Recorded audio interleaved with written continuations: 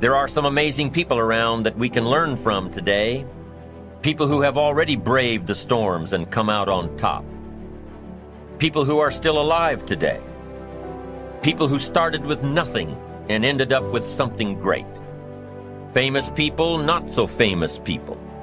Maybe even people you know, but don't know their stories. People who had an early vision and ambition. People who turned their focused dreams into the reality of success. Life is dull only to dull people. This is true, but it also could have read, life is interesting only to interesting people, or life is successful only to successful people. And what I'm trying to say is that you must first become, mentally, from an attitude standpoint, that which you wish to achieve. A famous restaurateur was being interviewed by a reporter who asked, "When did you become successful?" He replied, "I was successful when I was sleeping on park benches, because I knew what I wanted to do and that I would do it." In short, his attitude had been one of success, of expecting success long before the material, the tangible rewards of success had been earned.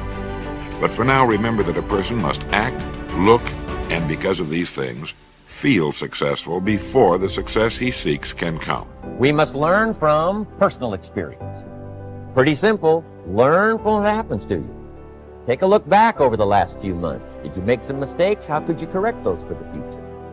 Take a look back over the last year. Have you done it right or done it wrong?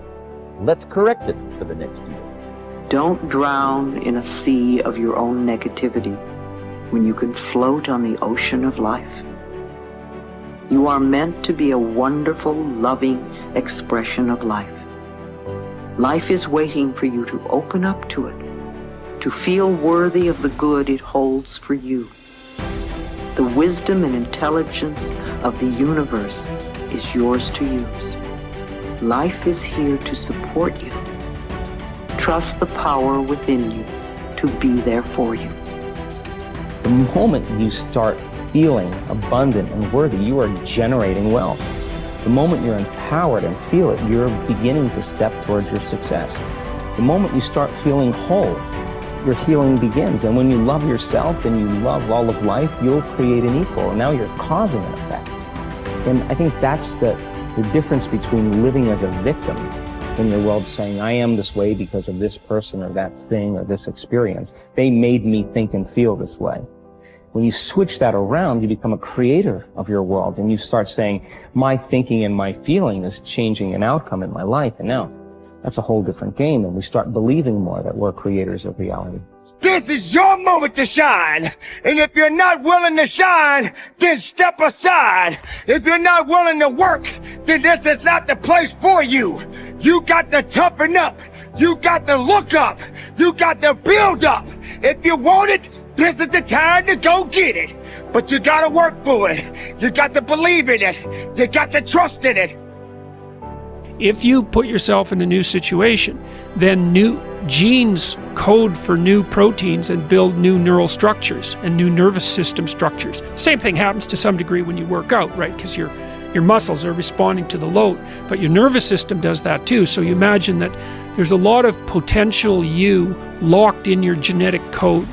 And then if you put yourself in a new situation, then the stress, that's the situational stress that's produced by that particular situation, unlocks those genes and then builds new parts of you. And so that's very cool, because who knows how much there is locked inside of you. Okay, so now here's the idea. So let's assume that that scales as you take on heavier and heavier loads. That more and more of you get more and more informed because you're doing more and more difficult things, but more and more of you gets unlocked. And so then what that would imply is that if you got to the point where you could look at the darkest things, so that would be the abyss, right? That would be the deepest abyss. If you could look at the harshest things, like the most brutal parts of the suffering of the world and the malevolence of people and society, if you could look at that straight and directly, that would turn you on maximally. And so that's the idea of rescuing your father, because imagine that you're like the potential composite of all the ancestral wisdom that's locked inside of you biologically. But that's not going to come out at all unless you stress yourself, unless you challenge yourself. And the bigger the challenge you take on, the more that's going to turn on.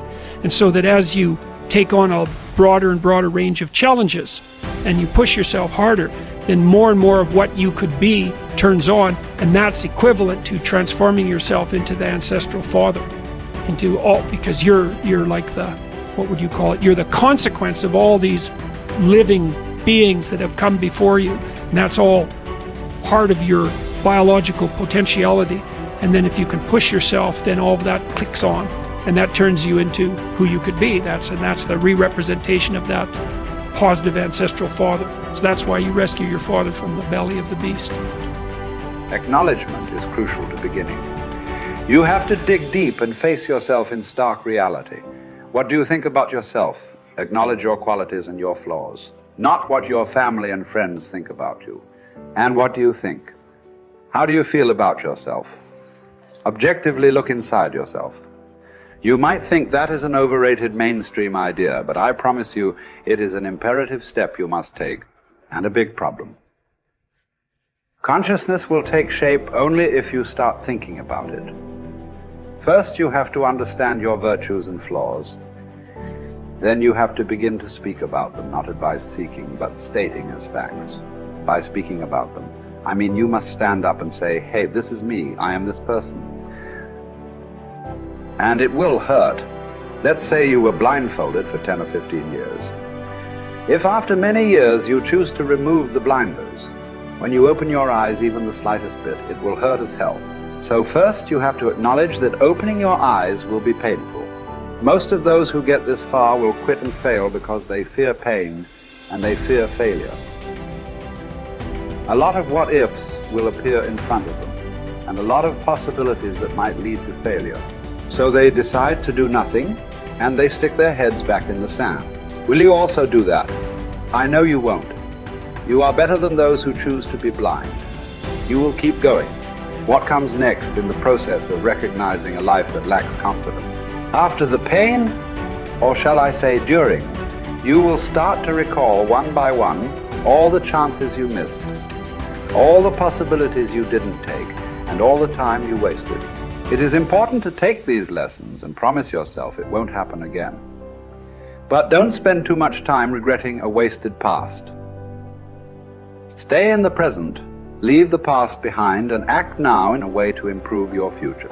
Prepare yourself for some further disappointments. You who are starting to see straight will realize the friends around you are not so perfect as you thought they were. You will see their blindness and how they mismanage their lives. Don't start mocking them. Don't tell them how stupid they are because they haven't asked for your opinion. You must know they are not yet ready to open their eyes. This process has to start from within. You don't achieve worthwhile goals quickly or easily. They take time. They take struggle. They take relentless pursuit day in and day out. That's what it takes. But also, things don't usually fall apart quickly either. At least at first, it's a slow process. A little slip here, a little setback over there, a little wearing down of discipline and will over time. That's the thing. Success and failure are generally slow processes, either slowly building things up or gradually tearing them down. And that's why I say you've got to pay attention.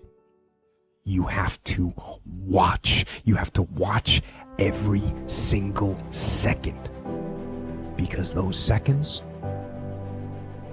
they turn into minutes, and minutes turn into hours, and hours turn into days, and days turn into years. And so that second that just went by, that counted.